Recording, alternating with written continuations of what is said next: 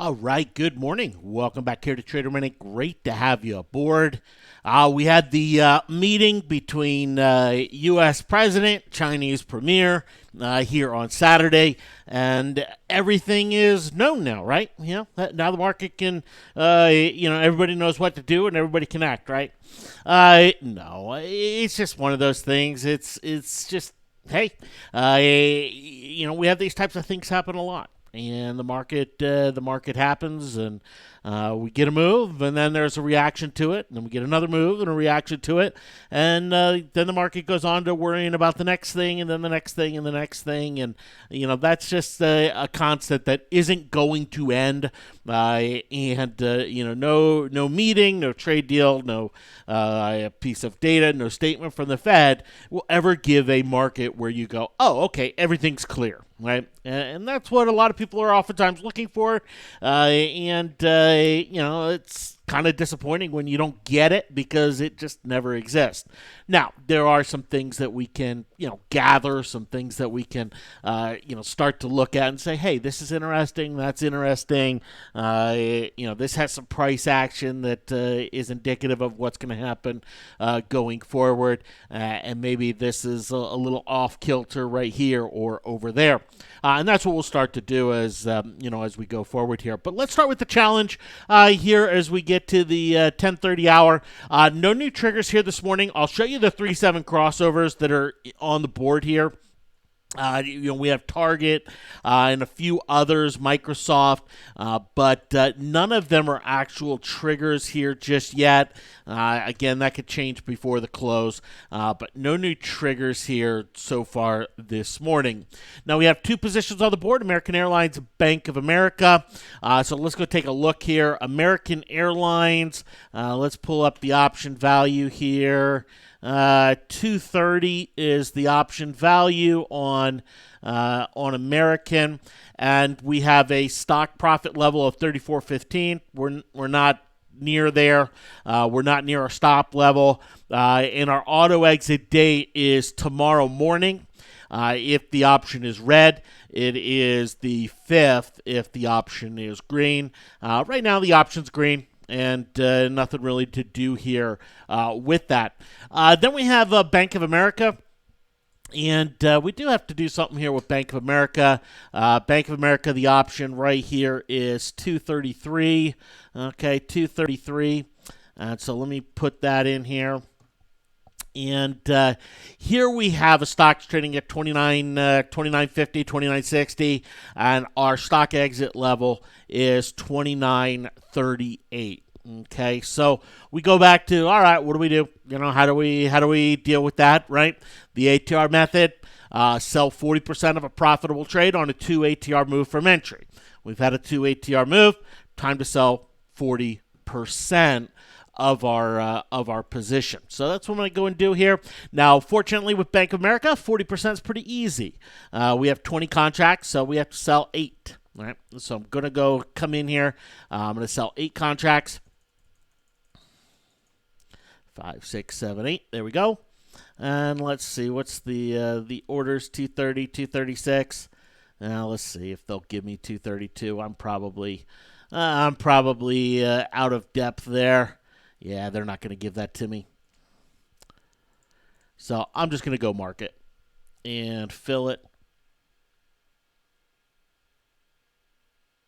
That's a little different right there.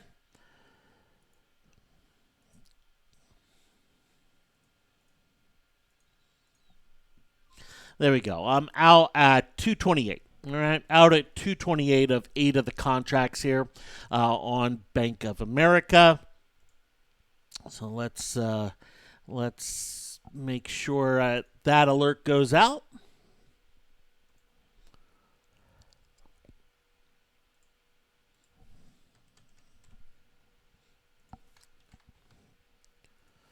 $228 on 8 contracts, and done. All right, easy enough. Okay, so let's come in here to to the trade, and basically, what do I have to do? I have to copy, just like what we did before. We now have 2 different positions. We have a 8 contract position and a 12 contract position. The 8 contract position, the exit is 228, and the close date here on that is 7/1 a.m. All right. And that position is closed. So we made, what, $728 on those contracts. All right. We didn't have the best leverage when it came to Bank of America because of earnings priced into it, but such is. And now we are holding the other position. Now we have to adjust our stops here. 29.53 becomes our entry price, so 29.53. So a 2 ATR move exit here is now 30.67. Stock exit levels 28.96. So we've essentially moved the stop up here on those 12 positions from 27.67 to 28.96. And we come in and our auto exit date changes. It goes 3 days from today on red. So 2nd, 3rd, 5th. The 5th, so 7:05 a.m. Since the market's closed on the 4th. And then we have 7/9 is the auto exit date if the option is sitting green at that point, but hasn't made that 2 average true range move. Okay, so that's it.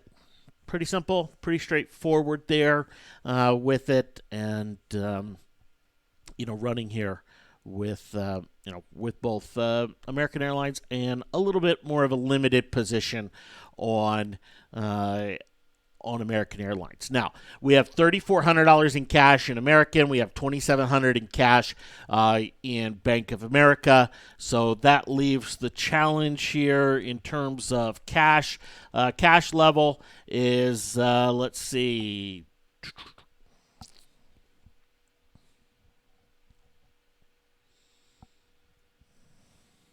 I believe 4,600, but I don't have that number on my fingertips. That's just my rough math. But we do have enough for another full position should something trigger as we go forward here. Okay. Alrighty, so that's all I'm going to do as far as the challenge goes here this morning. It's kind of watching just watching things and kind of the way things are moving here this morning. I made the comment in my morning note: is there a chance of reversal, right? Because you think about what happened this weekend, and we had we had kind of an agreement to resume talks. We know how the market was positioned. It was positioned a little more to the bearish side than to the bullish side. Bulls got what they wanted, but maybe more importantly, the bears kind of got a little shafted. We saw some short covering early this morning, and then we see the economic data come out. And some of the economic data was actually a little bit better than expected, which is one of the reasons why I think we've seen the market bleed down, because it does start to bring questions. Oh, wait a minute. We've now had, the trade tensions calm. The data is improving a little bit. Is the Fed not going to lower rates, right? That starts to come in, however illogical that might be. That does start to come into the markets. And, we have a market that is trying to kind of adjust to, to kind of a little bit of a different landscape that it has seen before. We've seen articles out there, headlines that the market is surging and everything else like that. I don't quite know what numbers they're looking at. We had the S&P up less than 1% here today. Dow is up 0.5%. We're not talking about a really unusual, uncommon, massive monster, type of move. It's nowhere even close to that. We are talking about a move where, futures catalyzed a gap. And, since that gap, we really haven't seen a whole lot of buying come into the market.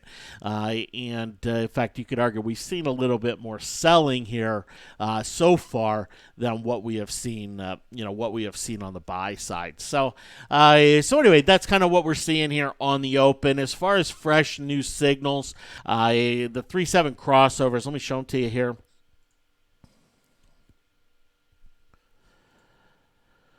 This is just for the challenge watch list. You see CSX, Disney, Juniper, Microsoft, and Target, right? All with some 3-7 crossover action on it. Here's CSX, right? CSX consolidation risk is very high right here. It's a very high number, so chances of it triggering are very low. Disney has a 3-7 crossover. I'd love to play Disney again. We've seen Disney go through upside, downside crossovers here of late. Does it, this is a nice little bullish pattern, nice little kind of bullish flaggy pattern right here. These tend to break out sharply to the upside. Do we see that here come in with Disney?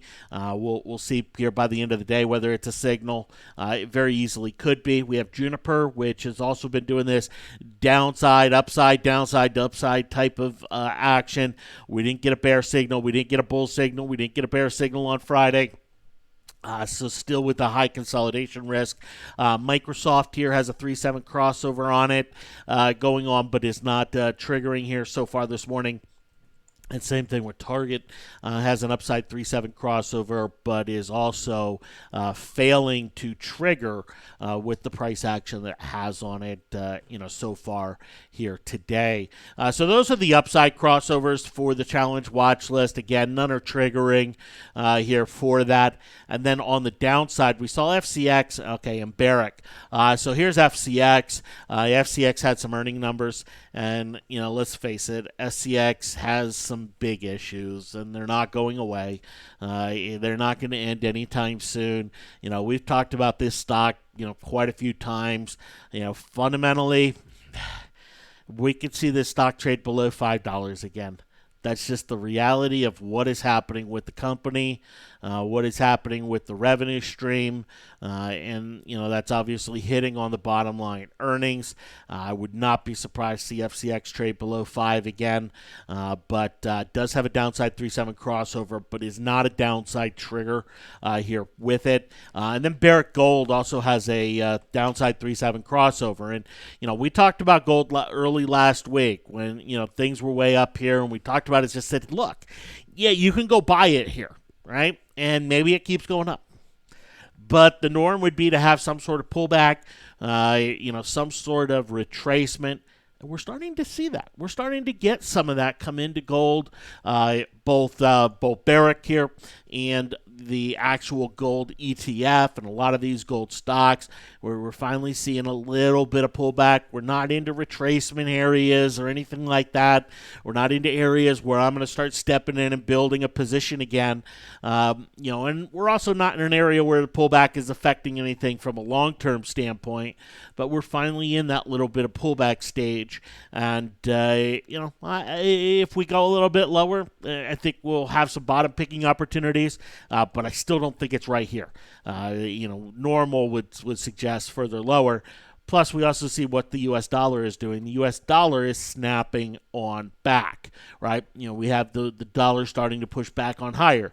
Dollar up, gold's going to be down, and catalyze some of that pullback element. So right now it's gold down, dollar up. Eventually we'll see that switch, but right now it's in kind of a more bearish position, for the short term of gold. And some of this, obviously catalyzed by what we saw with the announcements that we saw with the trade talks here this weekend. All right.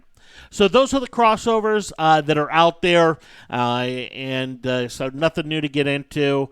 So I'm holding 60% of Bank of America, holding 100% of American Airlines here. American, kind of disappointing to see it, pulling on back here a little this morning.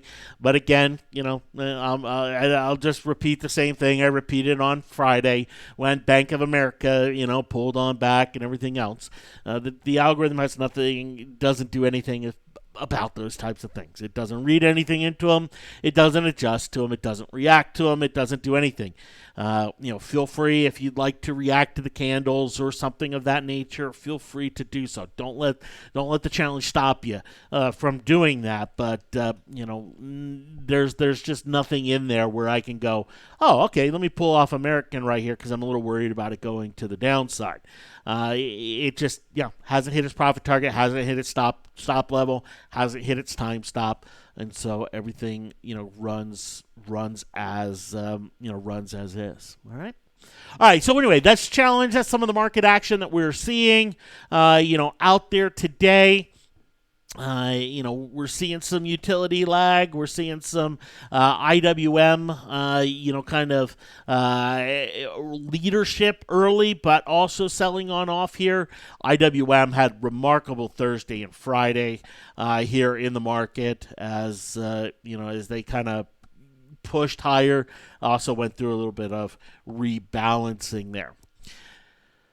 With the ISM data here this morning, and you know me, to me, this is one of the more important pieces of economic data, and for a number of reasons. And so it's one that I definitely keep my eye on, and it's one that this morning is a very interesting number. Very interesting number. The ISM came in at 51.7. Now, anything above 50 is growth. Anything below 50 is contraction. Right? If we compare this ISM number to what it's been, we go back to last July, it was 58.4. This June, it's 51.7. That's a big kind of drop here in the ISM. And let's see, is this pulling up the July data, or did this still populate the June? Yeah, this still populated. Okay, yep, there we are. To correct it. So here we are. We have a big drop off. Right, big drop off. Not only a big drop off from where we were in the summer of last year, but a big, even further drop off, further erosion from what we've seen here in 2019. And the data continues to do what? It continues to show expansion, but at a slower rate, at a slower pace. So above 50, we're still expanding, but it's not exactly rip-roaring, driving the Ferrari 80 miles an hour. It's pretty much you're sitting in your Ferrari going at 2 miles an hour as you're just kind of creeping up to the light. So that's what we have happening. When we look and break down some of the components are really interesting. New orders dropped. Back down to 50. So unchanged. No expansion, no decline there. But new orders is one of the areas that has kind of stayed a little stronger here and there. But we saw new orders offset by production. So actual production, kind of coming into play. And I think we can look at these as a general wash there. Me, I could care less about the employment number on this. Supplier deliveries, not all that important. But inventories. And to me, this is one that, a lot of times the inventory number, not all that significant. But just take a look at the inventories. The inventories on the producer side are shrinking, they're contracting, and the inventories on the customer side are very low as well, right? Now, they've increased just a little bit, right? But the producer inventories have dropped, more than the consumer inventories. This is one where, when you look at a system, an economic system, economists will use this term slack in the system. So, kind of this buffer type of thing. When there are a lot of inventories, right, then if there's an uptick in activity, they could just sell off the inventory. But when there's not a lot of inventory, then there's an uptick in activity. You have to produce more. It creates a bigger or more torque in the economic expansion. And right now, we're at this period where inventories just are not very high. Now, some of that is cyclical, meaning, or structural, excuse me. Some of that is structural, meaning it's just a change in the environment. Right? Companies don't have to hold the inventory they used to because it's a lot easier to now order, to produce, and to ship. All of that happens faster. It's not like it was 20 years ago where, man, you have to look out, 2-3 months because the systems are slow. You got to call somebody. They got to put it on order. They got to change the machines around. Then the ship it's going to take even more time. Now, things are so much faster these days, right? So, inventories aren't going to skyrocket. But this is an area where if you look, you say there's not a lot of slack in the system. It is something where if we did see some uptick, it could uptick very, very quickly. This is one where Prices falling, and prices falling big. Um, to me, this is just the number the Fed has to look at when they go to decide whether or not to cut rates, and it's the number that's going to get them to cut rates. And we see similar numbers in the pricing when it comes to the CPI and the PPI and the GDP price index. It's just prices are dropping. We're not seeing inflation. We're not full on deflation, but there's some signs that we're headed for it. There are some signs that we're headed for it, and I think that's got to be the Fed's biggest worry there.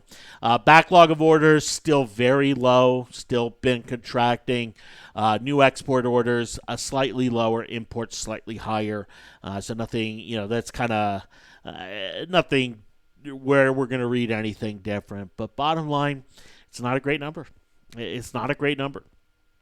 It's not a recessionary number, but it's also not a great number. And it's one that you can't find many silver linings in. All right, you just can't. Made the comment this morning that if the market is going to reverse, it's going to be because of the data, right? It's going to be because of the economic data. And, I still said, hey, the probability of it reversing is very low because, the market's going to look at economic data, weak economic data, and almost cheer it to a certain extent because it means the Fed, they're going to get what they want from the Fed. And the market's going to look and say, well, hey, the data's low because the Fed has been raising rates, but now they're going to cut them. And the data's been low because of the fears of the trade war. And, hey, you know what? Things are maybe going to get worked out. So, the market can explain away very easily some of the downside risks of the data. But the downside risk of the data remains one of the biggest risks out there in the market, today. All right. So anyway, that's the ISM number here. Again, on tap this week, we do have the market closed for the 4th of July holiday, and I don't believe any other day is cut short. Let me just double check. NYSE hours, let's see here.